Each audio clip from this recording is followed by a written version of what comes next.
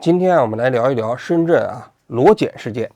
这个新闻在我看来是一个非常典型的中国新闻，背后处理的逻辑也是非常典型的中国逻辑。到底是怎么回事呢？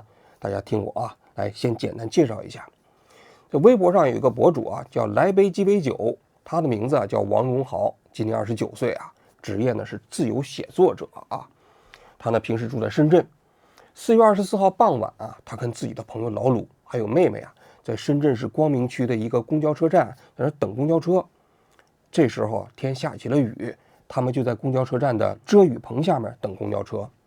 这遮雨棚下面呢有一个椅子，椅子上坐了一个男的在那抽烟呢。这个男的姓陈，我們管他叫陳某那麼這王榮豪一開始跟他妹妹在這個陳某的右邊能聞見煙味兒，後來呢他們又躲在左邊還是能聞到煙味兒。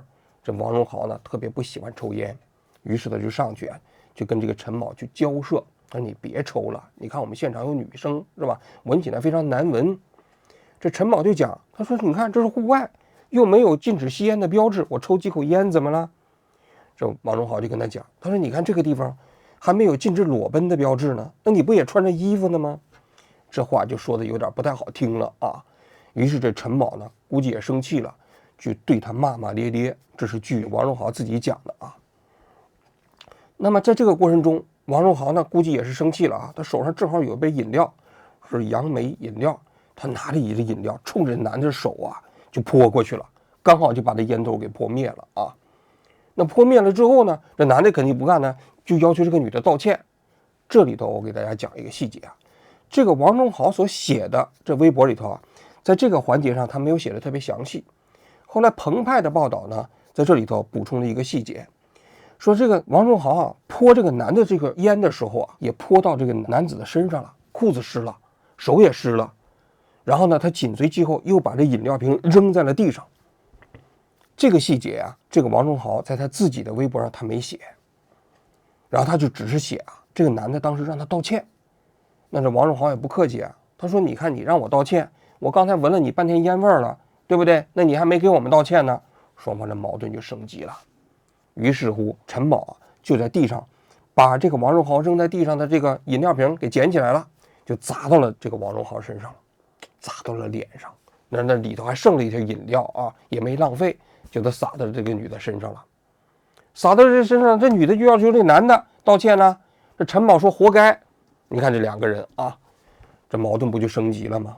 那於是乎這王榮豪就說既然如此，報警吧，讓警察來處理。這是當天下午10日5點20分左右的事情。那麼呢，這警察就趕到現場了現場之後呢，這雙方呢態度都比較激烈，堅持要求追究對方的責任，不聽調解我估計警察到現場肯定跟他們講，說這種事情也不是很大互相賠禮道歉一下就完事兒了，趕緊該幹嘛幹嘛，坐公交車回家。結果這兩個人都比較較真兒嘛。於是乎呢，警察說那既然如此，那就回派出所吧，到派出所處理於是乎就把這兩個人帶回到了派出所。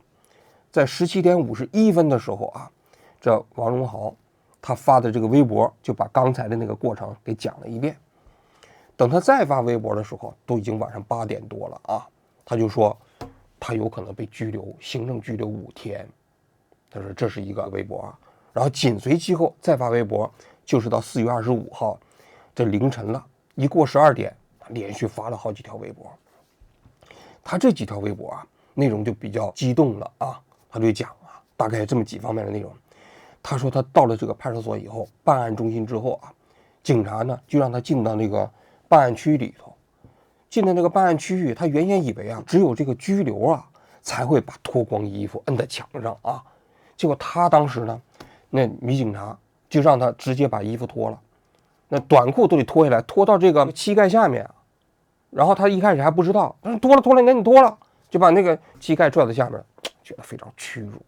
而且雖然說檢查的這個人呢沒有接觸的身體是個女的但是他說那隔着很近的地方就有男的呀，有男警察所以呢他說那個環境也不是特別封閉非常非常屈辱。然後就弄到這個辦案中心裡頭了。那辦案中心裡頭相當於就是留置室他這屋裡頭有好幾個女的都被關在裡頭去了透明的，外面能看見裡面裡面看不到外面然後呢這裡頭他們想上廁所，想上廁所就喊呐，那里头沒廁所呀，就讓那些警察帶他們去上廁所，人不理他們，等着。他說那同屋的有一個女的都急得不得了，最後都尿地上了。结果那警察也不管他啊，他也急了，他也想上廁所呀，他想上廁所，結果那警察就讓他等着。最後他問警察呢，他說你為什麼要把我弄進來啊？我是報警的人呢。警察說了，你報警，人家不是说了嗎？你先动的手啊，是吧？那说你先动的手，你查清楚啊。他說现在调监控錄像呢，就把他關進去了。最後不是上廁所嗎？終於有一個女警察帶他們上廁所了。他又講，他說毫無尊嚴吶。到了廁所那地方，廁所裡沒有門，就1米高，蹲下去了，四面漏風都能看見，是吧？結果呢，他也看不見衛生紙。他說那過程中間充滿了屈辱啊。然後8點多鐘，他不是發了一個帖子嗎？他說他搞不好要被這個拘留，估計這個時候他被放出来了，因為他進到這個辦案中心的時候，手機已經被沒收了嘛。他說他從那個辦案中心出來的時候啊，他說又要進行一次人身檢查。人身检查的过程中间讓他轉圈，他還聽不太懂啊，聽不太懂這個過程中間，然後他就在那原地打轉，那些女警察都對他笑，嘲笑他。出來之後呢，警察給他看從這個公交車站調來的監控錄像啊，他說你看這個監控錄像裡頭，他說的沒錯啊，他潑的就是煙呢，他沒有往這個人身上潑啊。這個王榮華自己的陳述啊，但我估計啊，那監控錄像裡頭一定清晰的顯示啊，就是這個他也潑到了這個男的身上，就是這個水啊，這個肯定的，因為他自己講述的都是他對自己有利的信息嘛。緊隨其後，在當天晚上22點左右，就雙方簽訂了一個和解意向書，雙方同意和解了。和解就是說你不追究我的責任，我也不追究你的責任，於是就把這雙方給放了。放了之後啊，這個女的回家，那不是越想越生氣嘛，所以到了12點之後，她就開始發微博，連發了好幾條啊。她說那個屈辱啊，死的心都有啊。包括上廁所的時候，她說因為那個應激反應，最後尿的時候都尿到自己的那衣服上了。她還讓這個女的換成他們當地的辦案中心的衣服啊。你想想，平時一個白領嘛，哪有機會進辦案中心呢？一夜之間，本來報警呢，進去之後被當犯罪嫌疑人給看起來了。我估計呢，心理受的衝擊是非常非常大的。他的這幾個帖子啊發出來之後，那網上輿論譁然呢，當天夜裡就上了熱搜啊，包括胡錫進都出來說了啊。胡錫進就說：“你看這個事情總體來講處理沒問題，但是呢，大家都在說啊，大家都在議論。”一個女的跟別人發生了口角，還是阻止這個人就是抽煙，結果呢就被脫光了衣服進行裸檢，這個是不是存在適當的必要性？大家都有疑慮，當地應該出來解釋啊。4月25號這一天啊，當地的確出來解釋了，那又有輿情了嗎？上微博熱搜了嗎？所以深圳市光明區啊，在當地組織了不同的部門聯合調查這件事情，出了一個情況通報。這個情況通報啊，其實相當於委婉的承認了，就對這個女的進行了這個裸檢。你看這個情況通報裡頭啊，講的有幾個細節啊。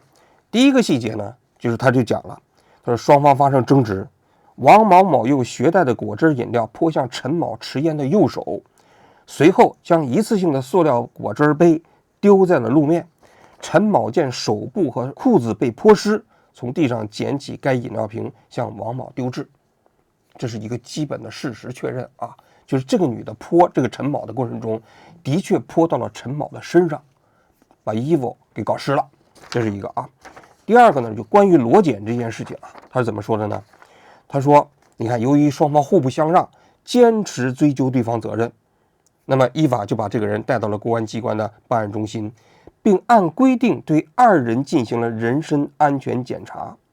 期間，由女性工作人員在獨立封閉區域對王某進行了檢查。什麼意思啊？就是這2個人，陳某和王某都進行了人身檢查，估計是都進行了裸檢。然后其中強調這個女性呢，女性工作人員在獨立封閉的區域對王某進行了檢查。他雖然沒有直接說裸檢，但是如果他真的沒有對這個王某進行裸檢的話啊，這個情況通報一定會直接否認。他這裡頭呢，並沒有說裸檢，但是說把這個女性帶到了一個獨立封閉的區域裡頭啊，由女性的工作人員對他進行了檢查，實際上就等於承認了，但是沒認錯。大家看了嗎？就整個這個過程中間是沒有認錯的，沒有道歉。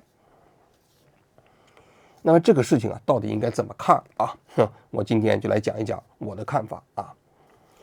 首先啊，第一個方面啊，我個人覺得啊，這個陳某的做法肯定是錯誤的，因為陳某啊，在這個深圳市的公交車站啊，他在那抽煙，但是深圳市啊有一個自己的控烟条例，這個控烟条例是全國各地裡头啊禁烟水平啊最高的，就是這個控烟条例就規定啊，公園、健身场所以及比如說公交、高鐵站以及這個出口的5米範圍之內都是不能抽煙的，都不可以抽煙。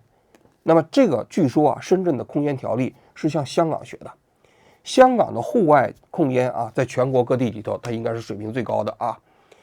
所以不是說戶外你就可以抽烟，但是這個陳某啊，我估計他是不知道這個規定，所以他認為公交車站這個地方抽煙啊沒問題。從這個角度來講，我覺得深圳市的控烟部门啊，這方面做的也不太好。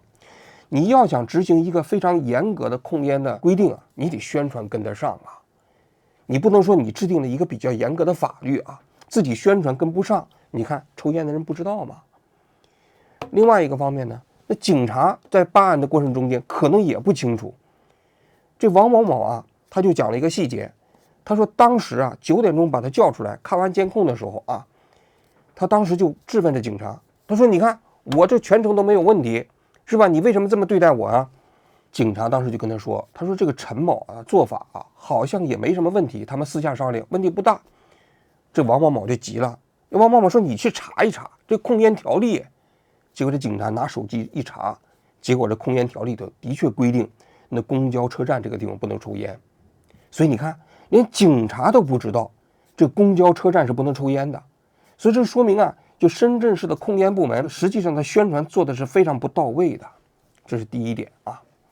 第二點就是這個王榮豪他的行為啊，到底應該怎麼看啊？我個人覺得啊，就這個女的呀，動機當然是好的了。你想在公共场所裡頭勸阻別人抽煙嘛？一般人看着別人抽煙討厭，也不會主動上去勸阻。但是這個王榮豪啊，愛管閒事兒，是吧？他平時他就這樣。我看他那微博裡頭就寫啊，他說他平時在路上啊，看着有男的撒尿，他就上去罵；看到有人走路抽煙，他也上去骂，是吧？你可以看到他平時啊，一個是愛管閒事兒，再一個呢，他就是實際上言行舉止啊，也多少有點極端。他那個帖子裡還講了。他說我上去罵這些人呢，我一直認為我會挨揍，是吧？但是你看我也沒被人揍啊。他說挨揍這麼難嗎？就是今年1月份發的帖子啊，結果你看話音未落，到4月份的時候可不就挨揍了嗎？人家拿瓶子砸他身上去了嗎？是吧？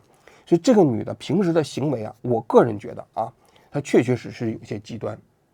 你就比如說在這個衝突過程中，說話很難聽。就跟這男的說，那沒有裸奔禁止的標誌，你怎麼還穿衣服呢？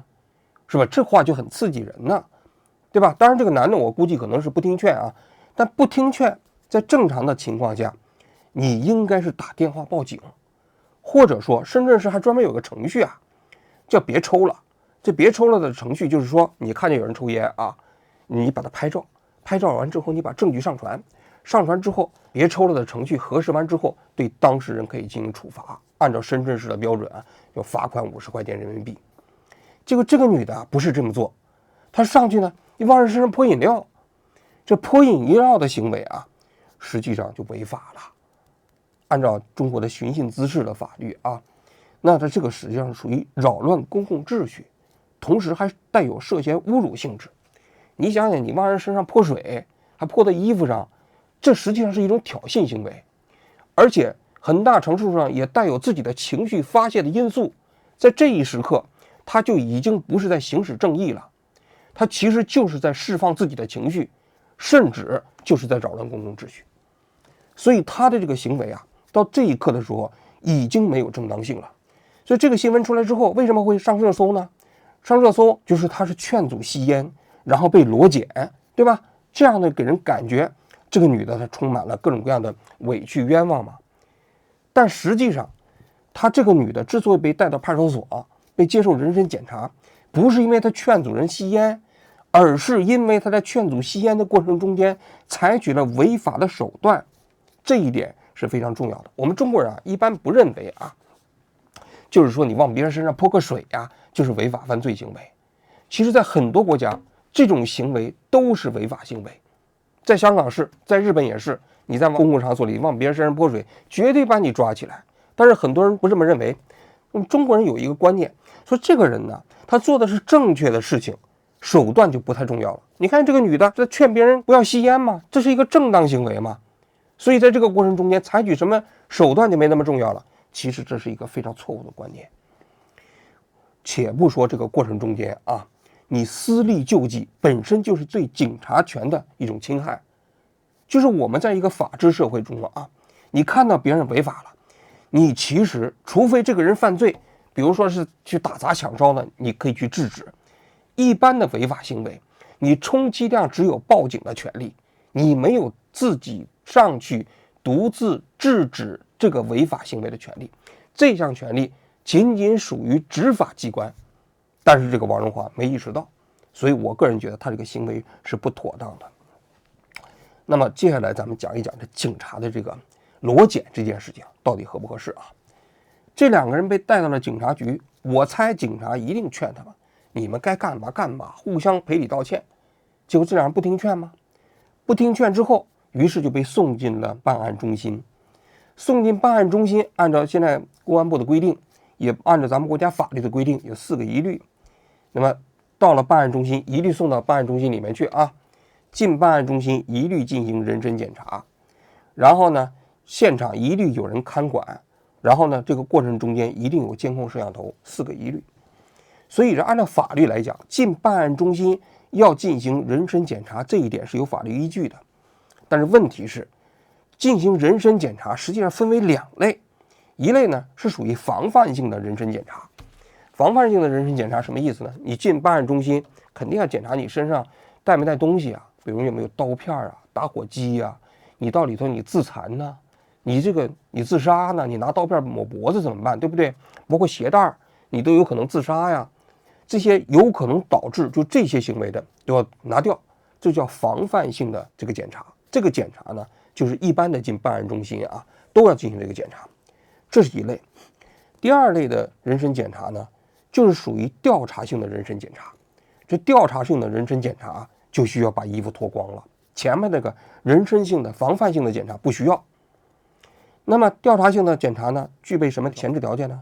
比如說你吸毒販毒販毒的人經常有時候把毒品藏到身體裡頭，屁股裡頭或者哪些隱私部位所以警察如果要是覺得要調查你是不是藏匿毒品，就得把你衣服脫光脫光檢查看你是不是把這毒品藏到身體裡頭去了這是為了調查取證，這是一類。第2類呢，就懷疑這個女的，比如說你賣淫嫖娼你是不是有性病那有醫師在場對你進行檢查。第3類取證，比如說強姦犯罪那女性受害者受傷了，你身體的隱私部位受傷，那也得進行檢查，對不對？提取證據嘛，包括你提取生物性特徵那麼这檢查體液這都是在醫師的見證下，醫師來做這件事情這都屬於調查性的人身檢查。大家可以看到嗎？是2類不同的，只有調查性的檢查才需要脫光衣裳。這個王某某那天進辦案中心他被要求把褲子脫下來，實際上肯定是屬於調查性的人身檢查的範圍內了。如果只是進辦案中心，是不需要把褲子脫下來的，內褲脫下來的所以這裡頭就有個問題了，它是不是屬於過度的這個人身檢查呢？我個人覺得這裡頭從表面上來看，從我們現在呈現這個證據上來看，顯然是當地的公安機關對這個王某某進辦案中心是沒有必要對他進行脫短褲進行檢查的，裸檢嘛，是吧？那麼緊隨其後，我們就要分析一下警察為什麼要這麼處理，這裡頭就比較有意思了我來猜測一下警察的這個辦案思路17點20分，這2人吵起来了，打電話報警，警察到了現場，一開始就是勸服，說你看你往他身上潑了，這褲子濕了，他呢往你身上砸了，对不对？你俩也都扯平了，互相赔礼道歉一下，赶緊走人。俩人不听啊，都想要追究对方责任呢。我估計这两个人都没有意识到他们的行为都违法了。也就是说，按照中国的治安管理处罚法啊，这个王某和这个陈某都够拘留的標準了。這個王某那涉嫌侮辱啊，涉嫌擾亂公共秩序啊，那可能行政拘留5天。這個陳某也是啊，你把飲料瓶撿起來，你往人這個女的身上砸，砸到人臉上，這個也屬於啊擾亂公共秩序啊，也是行政拘留5天呢。但是，一般對這種輕微違法，警察也不一定願意就把他們都拘留。所以呢，他還是以勸服為主，讓你們倆和解嘛。你們倆如果和解了，不就沒事了，互相不追究了。對於輕微違法行為，只要互相不追究、和解，這件事情警察是有自由裁量，不予處理的，不用這個立案，不用搞這個治安管理處罰的處罰決定書，真把你行政拘留。但是現場，至少這個女的肯定是不聽勸，這男的聽不聽勸我們不知道啊。反正進了警察局之後，辦案中心之後，先都脫光了，進到那辦案中心了。為什麼要把他們脫光了，沒收手機送到辦案中心？這裡頭啊，就有警察的一個辦案的手段。這裡頭在我理解就屬於程序性懲罰，把你放到辦案中心裡頭去，這叫治安傳喚8個小時，屬於完全合法合規的這麼一個程序啊。這個女的就急了，我是報案的，怎麼把我關進去了？結果那警察不跟他說了嗎？他說人家說了，你先動的手啊。那你現在你不調查，那我們去調監控呢？先把你放到那辦案中心裡去，跟其他的犯罪嫌疑人關在一起。對這個女的來說是完全沒有想到的。然後呢，這個過程中間讓她把短褲都脫了，內褲都脫了。實際上這個過程中是給這個女的施加強大的心理壓力。你和不和解呀？對吧？你不和解，我告訴你拘留。拘留的話，進拘留所還得是全身都得脫光呢。然後這5天你都得在這個環境裡頭待着，你怕不怕啊？所以這個就叫前置性懲罰。你如果不同意，那麼將來拘留的時候，你就會接受這樣的處罰，看到了嗎？所以這個女的啊，進了辦案中心之後，心裡受到強大的衝擊。等到8點多鐘出來之後，警察告訴她說：“你有可能拘留5天啊。”這個女的才明白，她的行為可能真的也夠了治安管理處罰的標準，夠拘留了。9點多鐘的時候看了監控錄像，她也的確給那男的身上潑濕了。於是乎，這兩個人都不追究對方責任了，囚徒困境嘛，你追究對方的就等於追究自己的嘛，兩個人都得關到拘留所嘛，所以理性的選擇就是和解。於是雙方在警察的見證之下，在晚上10點的時候簽署了這個和解書，於是各回各家了。整個過程就是這樣的。那你說嚴格執法來講，嚴格程序來講，警察有沒有違規啊？有。對這個女的不應該在執法辦案中心的過程中間直接把這個短褲給脫了，對她進行裸檢。但是要我說呢，其實這件事情啊，我沒那麼憤怒。為什麼呢？因為如果這個警察嚴格按照程序，這兩個人進了派出所之後，辦案中心之後，就是應該拘留啊。兩個人全部拘留5天呢。如果這兩個人都拘留5天，他們進拘留所，然後呢，不都得脫光了衣服都得拿走啊，換成那個耗子服啊，那就沒這些事兒了，對不對？那你還投訴什麼？因為給了你拘留的治安處罰決定書。那麼最後呢，警察為什麼要進行這種前置性的程序性懲罰呢？其實就是通過這種懲罰，告訴你別再較勁了，你趕緊寫一個和解書就回家了。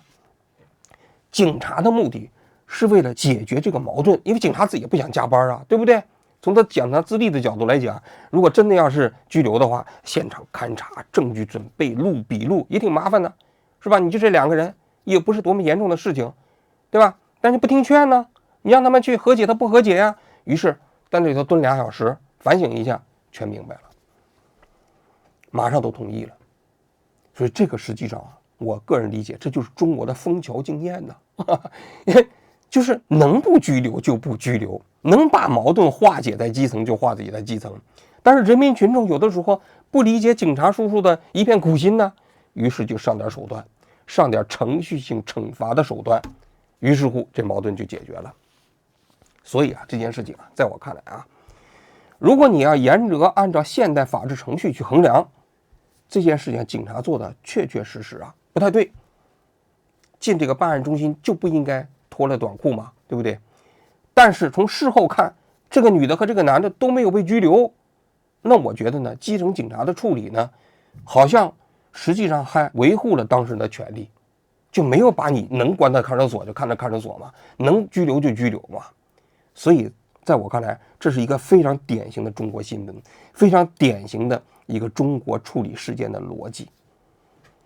當然了啊，這個邏輯對不對，大家可以各自分析啊。有的人說就不對，你違法了，你就應該按照程序來，對吧？西方就是這樣的嗎？整個西方的體系就是這樣的啊，程序即目的啊，不能把程序當手段吶。但是中國人呢，東方的邏輯呢，就程序本身就是手段，就是解決問題的手段。你看最後这2個人不都和解了嗎？和解了之後回家了嗎？所以你可以看一下4月25號深圳市的那個聯合調查組啊，情況通報裡沒有講警察怎麼做的不對，最後只是呼籲別抽煙，然後呢，你要是勸阻的時候，還是要合法合規的手段。所以啊，在我看來，就這個新聞到底應該怎麼看啊？我呢沒有這個非常明確的這麼一個標準去譴責這些警察，因為有人就講，他說你看中國的警察權力很大呀，然後呢，警察權力的濫用啊。我個人覺得這個問題分兩邊看，中國的警察權力啊，確實在很多方面比較大。警察權力啊，就是濫用啊，這一方面我們都客觀存在。你比如說那個隨便叫你就是寫訓誡書什麼之類的，對吧？大家都知道，我們過去也經常批評。但是在處理這一類問題的時候，在警察自由裁量的範圍之內，讓當事人簽署一個和解書，在我看來呢，它雖然在程序上有瑕疵，但這個結果上，我個人覺得是可以接受的。當然了，我估計啊，很多人今天我做完這期節目又得批判我啊，批就批吧，反正也是我在網上也經常被大家批判。